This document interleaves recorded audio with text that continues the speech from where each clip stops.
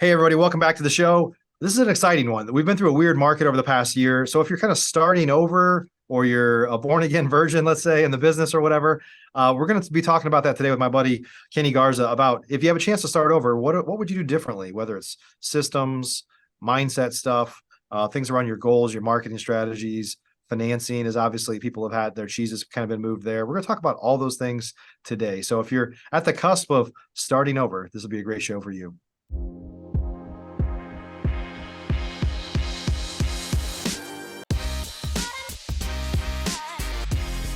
Professional real estate investors know that it's not really about the real estate. In fact, real estate is just a vehicle to freedom. A group of over 100 of the nation's leading real estate investors from across the country meet several times a year at the Investor Fuel Real Estate Mastermind to share ideas on how to strengthen each other's businesses, but also to come together as friends and build more fulfilling lives for all of those around us.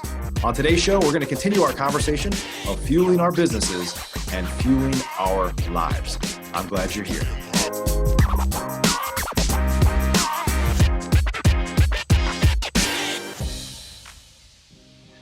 Hey, Kenny, welcome to the show. Hey, Mike. Thanks so much, man. Thanks for having me. Glad to have you here. Yeah, glad to have you here. For those of you that don't know Kenny, he's here actually in the same market that I'm in, the Dallas-Fort Worth market. Young guy. He probably hates when people say that. I think you're 29. Are you 29? 29. Yeah. I look like 18, but yeah. Yeah, you do look younger. Yeah. People used to say that about me, that I look younger than I was until my hair got gray, and then I looked older than I am. So anyway, it's coming, my friend. You'll be there someday too. Yeah, But believe it. But no, I just told you this. I love having like younger people that are in the group that are doing really well in their business, because I think, I've been podcasting now for 10 years, I've interviewed thousands of people. And if there's a theme that's there, it's always that people wish they had started earlier than they really did in the business. And so I think it's always exciting to talk to younger folks that are doing well, because we all wish we had a do-over to go back to that time. Right. So for sure. But hey, for those that don't know you, tell us a little bit about you and your background, how you got into real estate. Absolutely. So I'll back it up and start from the beginning. So I was born in Houston and raised in Monterrey, Mexico, since I was 2 months. So basically was just born here, and then they took me and I was raised over there till I was 16. My dad passed, unfortunately, when I was 16, which prompted our move to the States, and kind of hopped around. So we first moved to Katy, Texas, then Houston, then San Antonio, and now I'm in Dallas. And so I started my real estate journey about 6 years ago, really. And it started almost like everybody else, reading Rich Dad Poor Dad, and listening to some real estate podcasts, kind of inundating with information about what it is to be a real estate investor.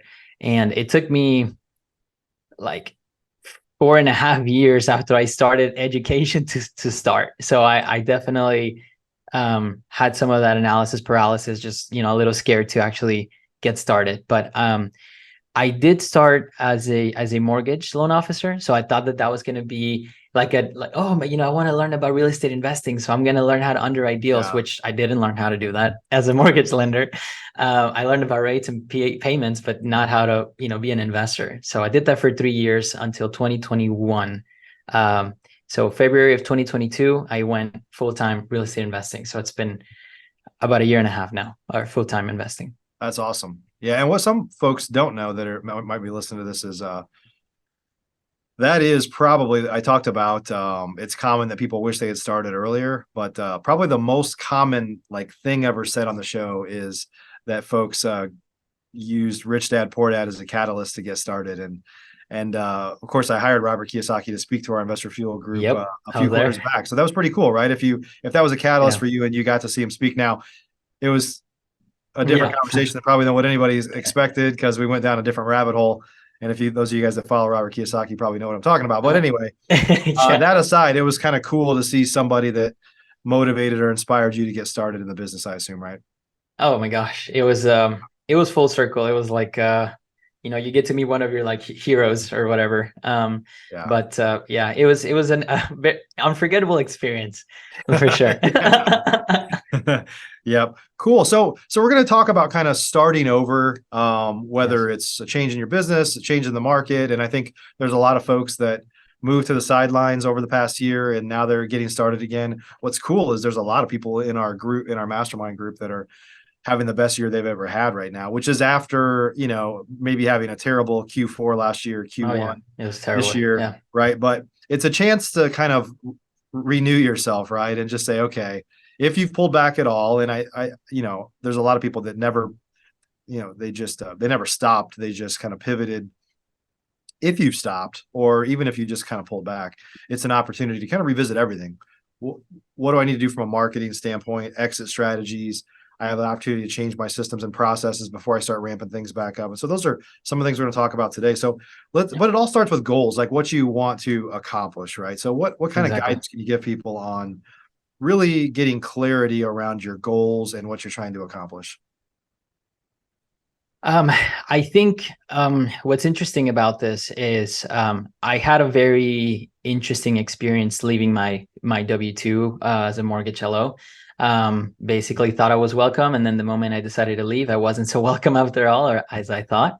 And that was kind of more of a confirmation for me of what I did not want, right? And so I think a lot of the times when we're goal setting, you think about, okay, what do I want? And there's like this mental block, right? And you're like, I don't know, like, I've never sat down and thought about this.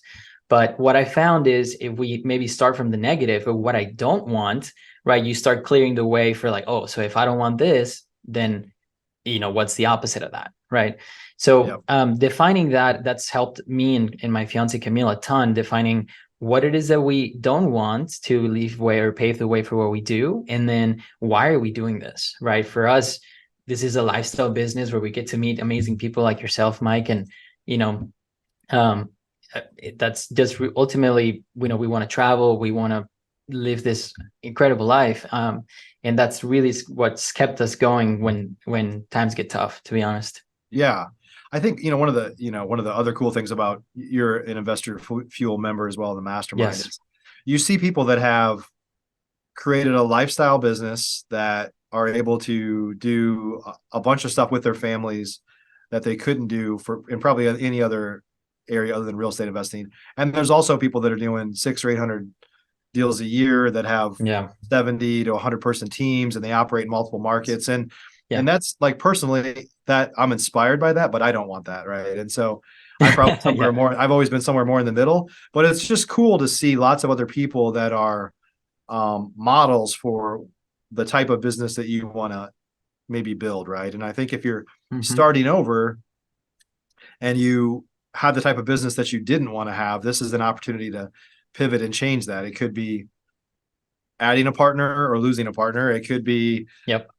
that I hate texting and cold calling, and there's a lot of pressure on that anyway. So if I'm going to make this work, it Yeah. has to be through inbound lead generation, which a lot of people have pivoted more to inbound lead generation. It could be Correct. I hate wholesaling, or I hate rehabbing because I lost my button, or whatever it might be, like a chance to shift all those things, right? But all those things have an impact on your life and your goals, right? I mean, some of them are Yeah. way harder on your life than others. Um, and so it's a chance to basically just say, what do I want my life to look like, right?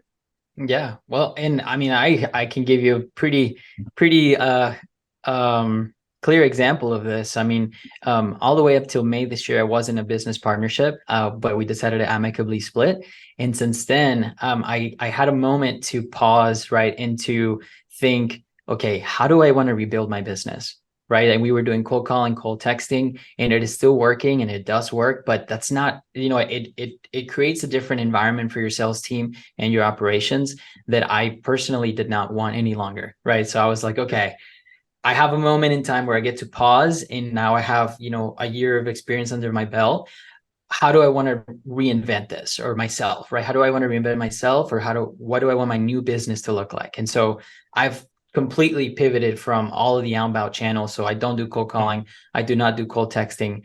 Um, I do paper lead sources primarily in direct mail through Investor Machine, actually. So Yeah. that's Yeah. I think a lot of people have realized the first off, it's not to take anything away from kind of the young hustler crowd, right? But that tends to be who more is focused on outbound, unless you set up a huge sales floor and stuff like that, right? yeah, But it's yeah, like a lot of people start that because it's cheap and easy, let's be honest. But the Correct. reality is it's more of a job than a business, right? For a lot of people, even if you're not doing the texting cold calling yourself, you're having people constantly quit. So you're forever hiring, forever interviewing, Yep. forever.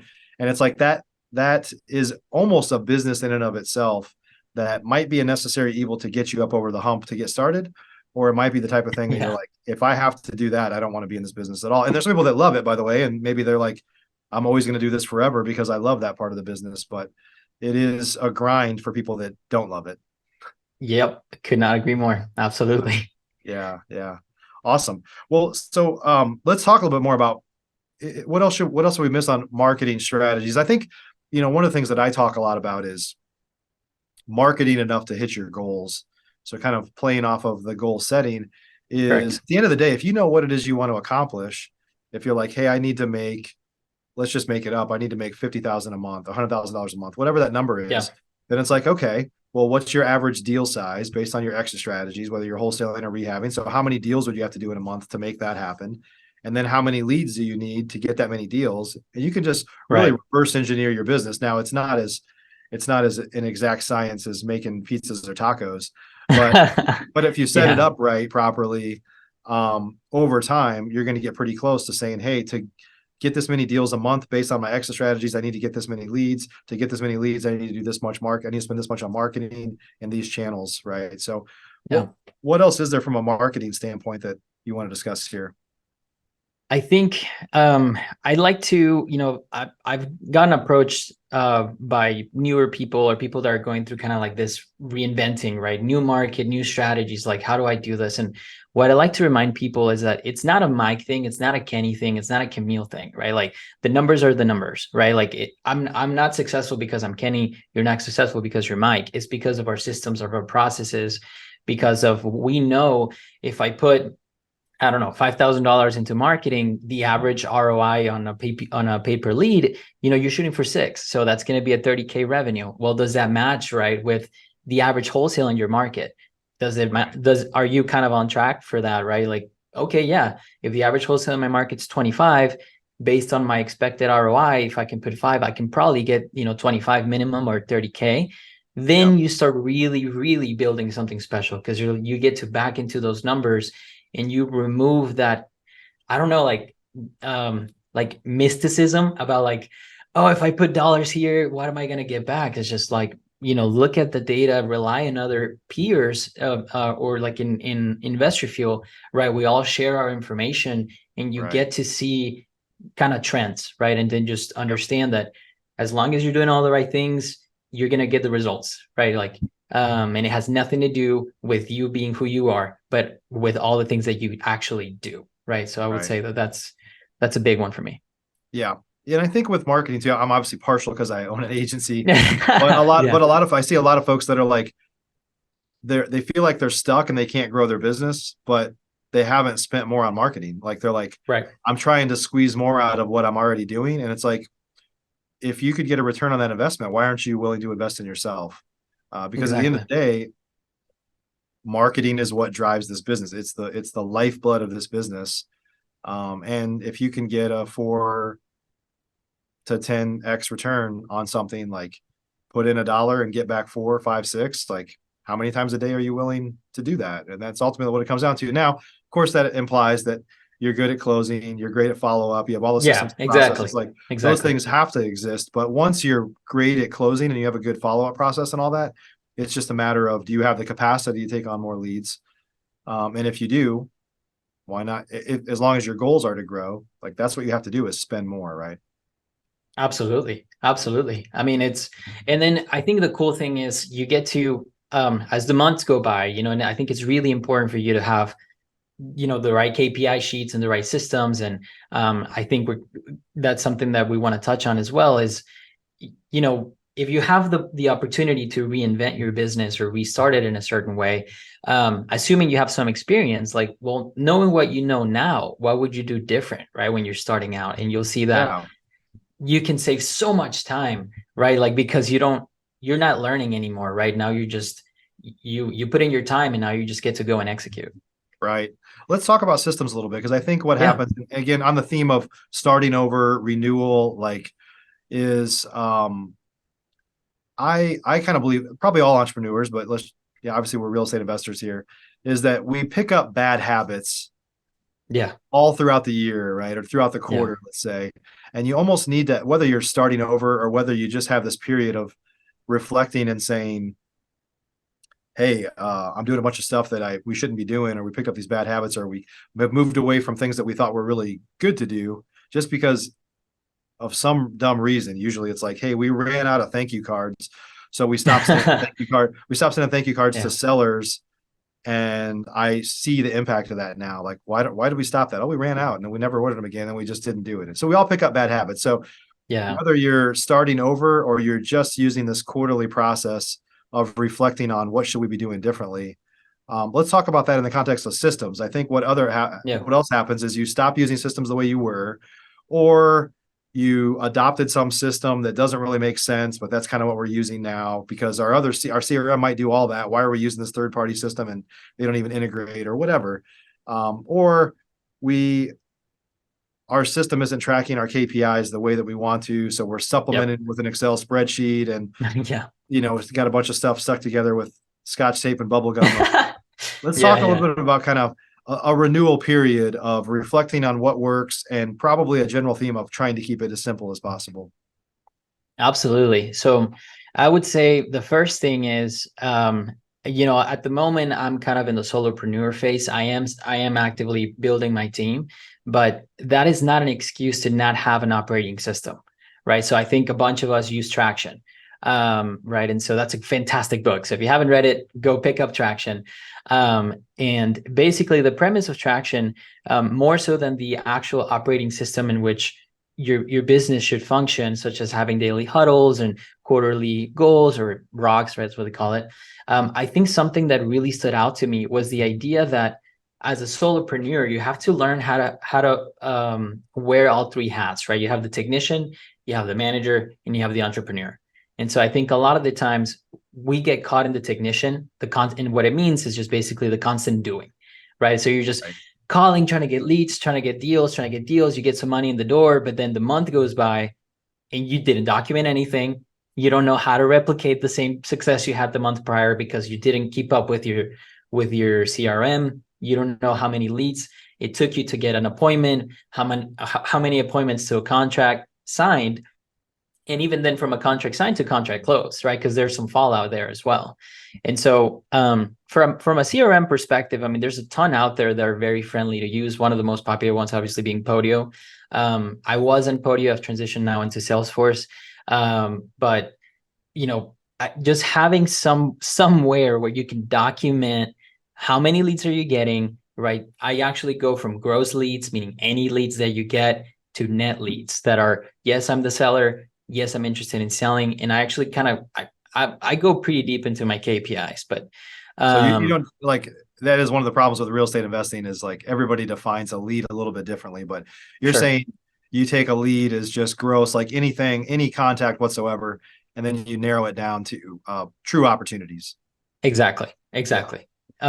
Because I do want to know also, like, what is the percentage of time that I actually get to talk to a net lead? Meaning if I get, and I typically get about 30 leads a month. From there, it's like between 10 to 15, I range that are net leads.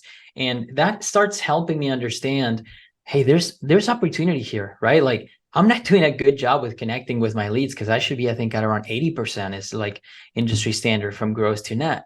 So I can also identify opportunities or things that I'm not doing so good, right? So I'm good at closing, I'm good at negotiating, I'm good at dispo, but maybe I'm not so great at lead follow-up, right? And Mhm. so now you start identifying gaps in your business, where I'm like, okay, well, my next hire has to be a lead manager, right? Because this is getting out of control. I'm just wasting money. Right. Um, but having a CRM that allows you to document all this information, and then a phone system that helps you, right? Also, like a dialer, right? It can even be as simple as a 2-line dialer, but if you have 200 leads in your system, you can go through them in half the time. So when you're starting out as a solopreneur, dollar producing actions trump everything, but efficiencies also have to be very important. You don't want to Yep. just doing a bunch of busy work because then you won't be able to pay your bills. And so Yep. Yep.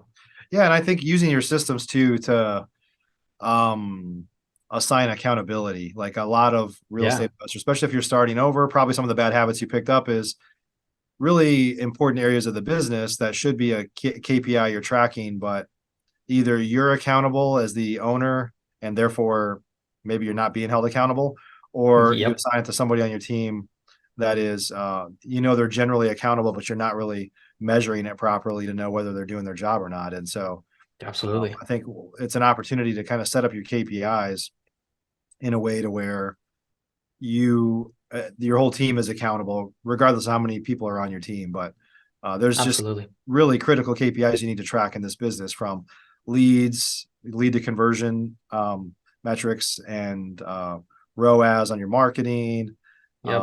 things like that, right? That are just really critical in the business. A lot of people get out of the habit of tracking them, and then you're just using gut feel to make really important decisions in your business. Absolutely. I mean, the way that I like to think about it is like my technician is the one that's making the calls, documenting how many leads I called or how many, how many appointments I got, how many contracts signed. That's the technician. The manager is the one that's making sure that all of my spreadsheets are working properly and that it's spitting out percentages of conversion, right? Like we have some sort of management of our business. And then the entrepreneurial side, referencing the traction, right? The entrepreneurial side is like, okay, if I'm getting a 10x on return on this ad or return on ad spend, and if I want to double my business, well, then I probably should double my marketing, right? Mm. Like, and you like basically the way that I like to internalize it is the entrepreneurial side of me is what are the numbers telling me? What's the story, right? What story are these numbers telling me? And am I on track to hit my goals or if I'm not? And then I kind of back into it, reverse engineer it. Yep, yep. Awesome. Let's talk about a chance to, if you had a do-over, Yeah. what people should consider differently with exit strategies. And a Oh, couple, that's a big just to one. throw Yeah. some context of what's changed is, there's some people that are doing really well right now, but inventory is generally down. So a lot of Yeah. real estate investors are doing maybe less units, not everybody, but less units, Yeah. and maybe higher profits because they might have switched into retailing more or wholetailing more because of the inventory. A lot of people used to sell to hedge funds, and a lot of that's subsided, and some people are still doing well with that, but the hedge fund buying activity is definitely down. So let's just kind of wrap Yeah. that all in the context of how to revisit that. All also keeping in mind what we talked about up front was your goals, like what it is you're trying to accomplish. Yeah. I mean, what you're trying to accomplish, what even you're trying to build, right? Some people hate flipping, right? Because it's a Yeah. whole beast on its own. Yep. But yeah, so the way that we define our exit strategies was we were gonna fix and flip wholesale, and then in wholesale, I'm gonna also add novation. Because in a sense, when you're doing innovation, you are flipping without necessarily needing the financing in place and reaping some of the rewards of the market that we're in. You have short inventory, sure rates are up, but prices have already come down, right? So when you look at all these metrics, and I actually am of the belief that it's a great time to flip. And some people might totally disagree with me on that, but I'm like, listen, if there's 5 homes that are on the market and they're all in a as is condition, right? Like there's no granite on the kitchen, the carpets are disgusting, right? And then a brand new flip comes to the market for the same price. I mean, you're going to fly off the market. I mean, we saw it with Yeah. one of our flips a month and a half ago. We set a record in the neighborhood for days on market and then also for price sold, even in this market. Now, granted, we only got like one verbal offer, one written offer, but It only we takes sold. one. Yeah, it only takes one. It Yeah. only takes one. But it's just interesting, right? Like maybe less buyers, but there's still people just kind of waiting on the sidelines for the right product or the right home. Yeah, I've given this story many times. When I started in 2008, when most real estate investors were fleeing the market, and we came in and I can't even imagine what it was back then. we didn't know what we didn't know. But here's the truth: is we were heavy flippers, and we would basically rehab houses in a way to where we went all out. Like, this is kind of going back 15 years, but granite wasn't. Not everybody was putting granite. We put granite in everything, stainless appliances, like redid everything to where we were super proud of the rehabs. We kind of went all out. And it was very uncommon for us, even in 2008, 2009, to have a house on the market for more than 7 days before it was under contract. And Wow, people really? people don't really believe that, or they didn't really believe it at the time. But it was like, we just built a better mousetrap. I'm going to put out the best product at the best Exactly. price at the time. And we just, there could have been, 10 houses for sale in the neighborhood, but we just inserted ourselves to next in line just by a better product at a better price, and didn't have the emotional ties to, some of the houses that were listed, of like the one across the street might have been for sale when we even wrote our contract. We came Yep. in, rehabbed it, put ours on the market, had it under contract to sell before that one was ever under contract to sell. But That's they were crazy. emotional about what they paid for it. Yeah. Since the market's gone down, they didn't fix it up. And so we just, inserted ourselves next in line, as I say, with a better product and a better price. Well, that's interesting. I did not know that. So now you've kind Yeah. of confirmed my feelings about the Yeah. situation. So But you have to, you have to buy it right to be able to do that, right? You can't like 100%. overpay and over rehab like that. That doesn't work.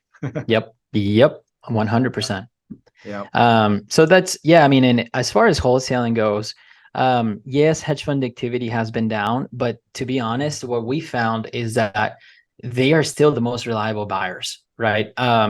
Because they have now readjusted their metrics, and if you meet their metrics, they're like, oh my gosh, this is a deal for us, right? And Yeah. it's interesting. Now I actually feel like there's more of a buy-in from them, right? Like they're like, hey, they're following up with me. They send me letters in the mail. Hey, thank you so much for that deal. Let's get the second one, which is interesting because now I'm like, oh, now they see me as an asset, right? Yeah. Like I'm an asset to their business, and I'm bringing them deals, and we're still doing pretty good. Could we do better if we take it down and put it on the market? Sure, maybe, but we're trying to minimize how many flips we have ongoing at one given time, just because of the way that things are. But Sure. we're not shying away from flipping either, right? So it's just, we're just being selective with what we're actually flipping. Yep. Yep. Yeah. Just even if you like shift from wholesaling to doing more fix and flip now, it doesn't mean you should fix and flip everything. Like, stay Yeah. out of the hood, stay out of the high dollar Yep. neighborhoods. Like, that's the other thing is, The monster in an houses. Yeah. uncertain market, you want to stay in the widest part of the market for fix and flips, because you know that the hold period is going to be the shortest versus going into a high end area or a low end area where people are going to have a harder time getting financing on it. Exactly. Yeah. Exactly. So speaking of financing, let's talk about that a little bit. So Let's everybody's do it. cheese has been moved there over the past Yeah. year. And so this is probably really only an issue for, I mean, you could say it's an issue for those that are taking properties down and fix and flipping, but even if you're wholesaling, this is an issue now because your end buyer has their cheese is Yes. moved in terms of financing. So what's Yeah. different now and what do people need to consider? Um, know who your lenders are. I mean, I think we actually do due diligence on our lenders. If we decide to work with a hard money company, I want to know how long have they been around, right? Like, are they one of these guys that just made a ton of money in the last 3, 4 years, and now they have this big hard money lending operation? Because that tells me that they probably haven't seen the ugly of the market in 08, right? So Yeah. we like to work with hard money lenders that have that history and they've made it through, and so we know, okay, these guys know what they're doing. They've been through it once, they survived. So we feel a little bit more comfort there. But a big one that has honestly just revolutionized our business, and shout out to our private lenders. You know who you are if you're seeing this. Which funny enough, every single one of them is in our group in Investor Fuel. So Oh, wow. that's I mean, it's really just been a game changer for our business, because it's private money, right? It's there. It's not any sort of, oh, we have a massive warehouse line of credit that's just going to get pulled away, as we saw from a ton of mortgage companies recently. It's actual cash that an individual has that is way more reliable, and it's a lot easier to do business with them. And it feels really good also to work with peers and our friends, right? It's just awesome. Yeah. Yeah. Especially if they're fellow real estate investors, they're Oh gosh, more yeah. patient. They understand the business. Yeah, that's great. I That's mean, awesome. they help you even underwrite your deals, right? Like, hey, dude, be aware of this one. Like, this is not a good one. Like, don't do this. Yeah, And then or hey, this is a great deal. Like, lock it up. And it reinforces some of your beliefs. It just sure. it helps. Yeah. Yeah, well, that's cool to kind of keep it in the family. So, speaking of kind Exactly. of keeping it in the family, you've been in Investor Fuel for how long now? A little bit over a year, at least, right? Maybe a year and a half. Um, So we joined last $1 million meeting. So I Oh yeah, think, so right at probably a year. yeah, probably right Yeah. around, yeah, a year. Yeah. Yeah, awesome, awesome. Well, would you mind just sharing a little testimonial of your experience in the group so far? Oh, absolutely. So when we joined, we were part of other groups, right? Other masterminds that, show you how to do certain things. But I think there was a big gap into, okay, I know how to wholesale, right? I don't need to learn how to wholesale. I already know that, right? Like I need to be part of a group where I have friends, peers that now are pulling me to the next level. That somewhere where I can get exposed to some of the best investors in the nation, such as Investor Fuel. I mean, all the people you bring, Mike, are absolutely phenomenal. I mean, we just had Brent Daniels, right, come into, Yeah, to Investor Fuel Live, and it was amazing. Like it was phenomenal. Just to give an example, I mean, that's like every time. But our business has grown exponentially. I mean, when I was with my previous business partner and we joined Investor Fuel, Q4 was terrible for us. Q1 we did pretty good, and I left in May. And since May, and here I have my numbers here so I can tell you exactly. Since May, so from May through August of actual realized revenue for our company, we're at $152,000. mm, So, awesome. that an average of 38K per month essentially since May. And do I think that I could have done that without Investor Fuel? No, for sure, no. Because relationships, private money, but also having people push you and show you what's possible, right? We talked about a little bit about this, right before that. You Yep, see younger guys, right, that are doing things at even a higher level. And you're like, oh my gosh, if he can do it, I can do it, right? yep, And you see people that are in chapter 15. You're like, oh my gosh, it is possible, right? I knew it. I wasn't crazy. My family and friends told me I was crazy, but I'm not. So like it is possible. All right, and it's awesome. You get to help some people that are maybe a chapter or two behind you, but then you're also pulled ahead by people that are further ahead than you. And the camaraderie that you've built, Mike, the culture, it's man, it honestly does feel like a family, and that's yep. what I love about it. Awesome. Well, glad you're a part of it. So, hey, thanks for sharing all your story with us today and starting this Yeah. conversation with me about starting over or kind of breaking some bad habits and doing things a little bit of a different way going forward. Yeah, absolutely. Yeah, And I'm happy to share. I'm always looking to add value to anybody that I cross paths with. So, um, absolutely. yeah. If folks want to connect with you or learn more about you, you're in the DFW market. If they're looking for, to lend money or to buy from a wholesaler or whatever, or Yeah. any way that you might want to connect with you, what's the best way to do that? So that would be through social media. So my tag is Kenny J Garza. So that's through my Twitter, Facebook, Instagram. Um, Primarily, I use Instagram. I don't use Facebook that much. We use Facebook to connect with other wholesalers and deals primarily.